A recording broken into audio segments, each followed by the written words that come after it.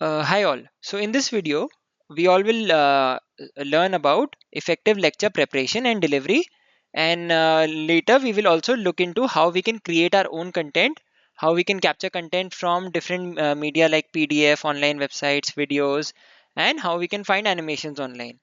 So we will be talking about our major focus will be on how we can turn a just because of a 20-minute session preparation in the beginning, how we can turn a very ordinary session to an absolutely awesome session. So the major key takeaways will be how we can organize the content in a logical order, how we can save time in writing less and teaching more and demonstrating more. So we can save time in writing questions, diagrams, drawing diagrams on the board. So basically, how we can save time on figures or diagrams, then the questions that the lecture will have, questions or examples that a lecture would contain, then maybe some images that we would share. They can be related to the theory or application. So in order, like we will be discussing about how we can create a content in 20 to 30 minutes before the session, so that our session becomes really good and more effective for the teacher also, and for the student also. So teacher has to not put in a lot of effort if this preparation is done perfectly.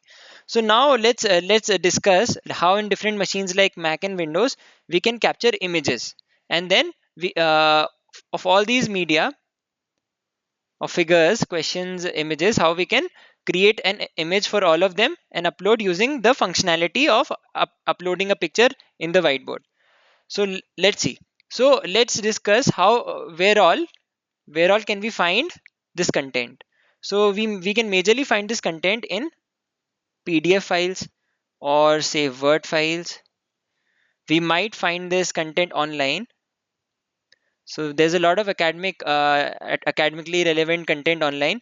So we can find them online on websites. We can find them on videos on YouTube. So I'll just write videos. And we also might find animations. By animations here I mean a simple .gif file. That is also an image we can upload on the whiteboard. So how we can extract content from all of this we will be discussing. So let's go on to the next whiteboard. So if you're talking about Windows, for a Windows machine, I will be using a snipping tool.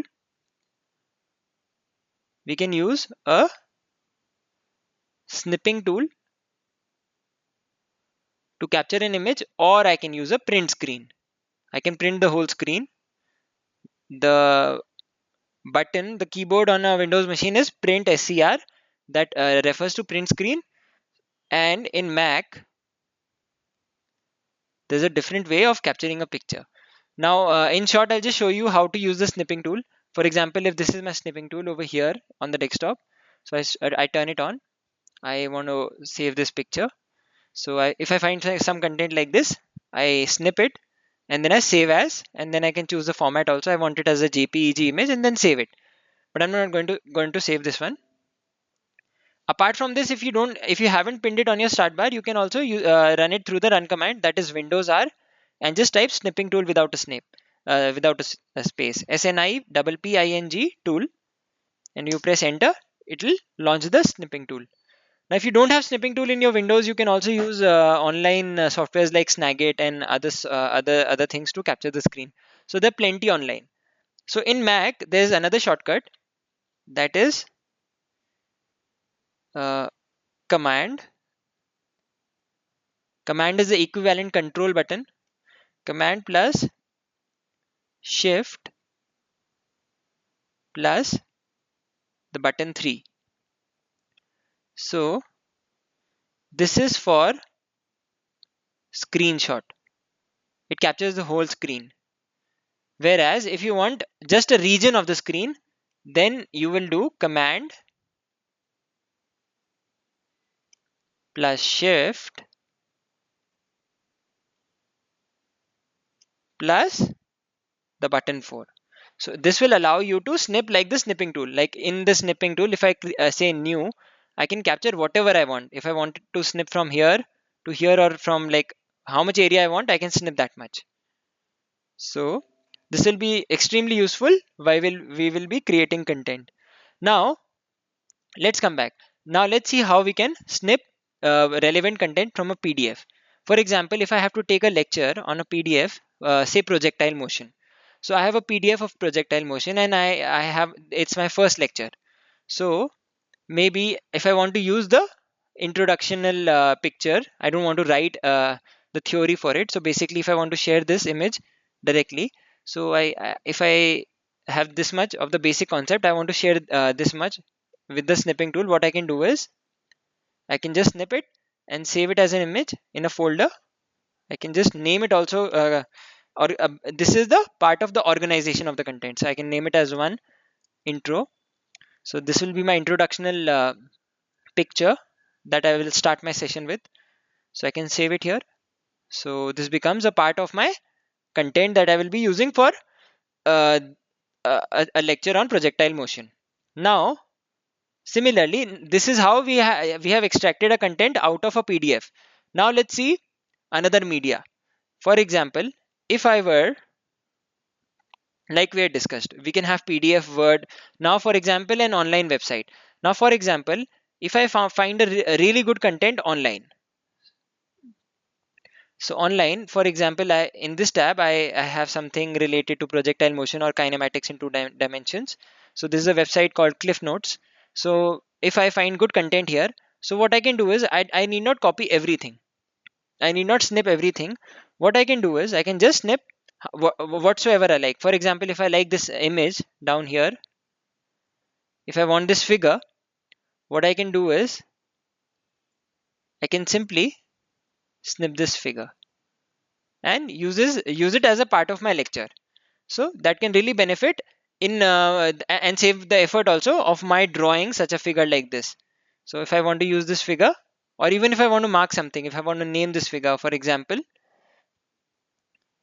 any name, if I just name it as figure and I want this to be a part of the image, so I can just save as to, I say figure.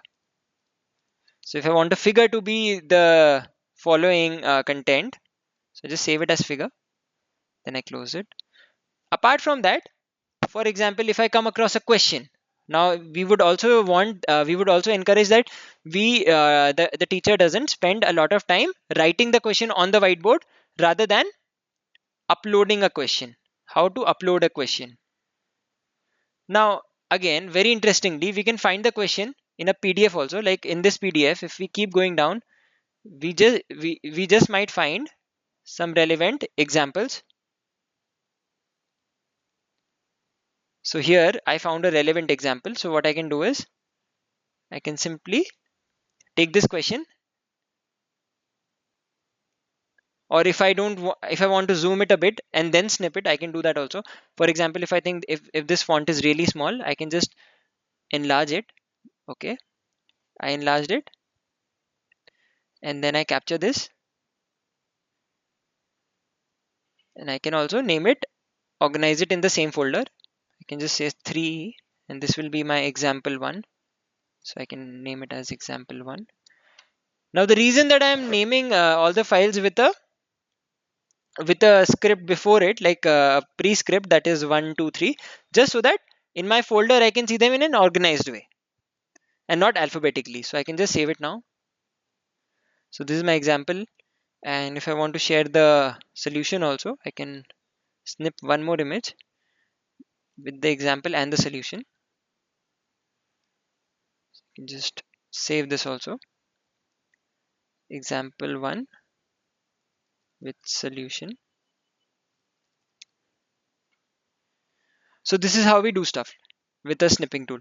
Apart from that, if we for example, if we encounter a video in which a question is being discussed, for example, I went to I went to YouTube, I could find a physics problem over there and I found it pretty interesting.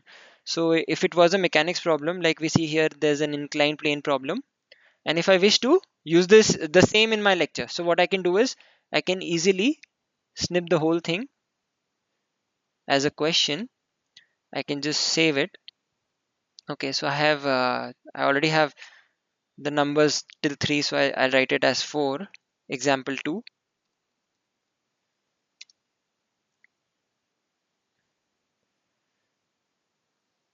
example. So it has been saved here, as we can see.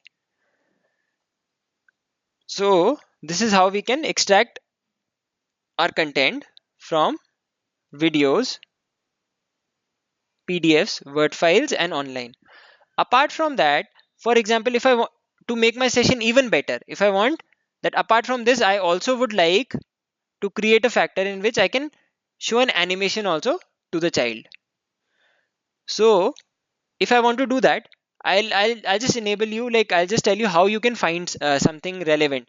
So let's see if we can find something. So I go to Google, and if my lecture is on projectile motion, I just search projectile motion, and then I go to images. So when I go to images, I use the search tools. I use type as animated. So when I use this type as animated, most of these images that I will see will be GIF images. So what I can just what I can easily do is I can open this one file. So as I see, this is an animated file which shows me different cases of projectile motion with different angles and different initial velocity vector and varying height also. So if I kind of like this, what I can do is I can just save image as, and I can save it in the same thing. Same, so I can just say projectile dot gif, and I can save it.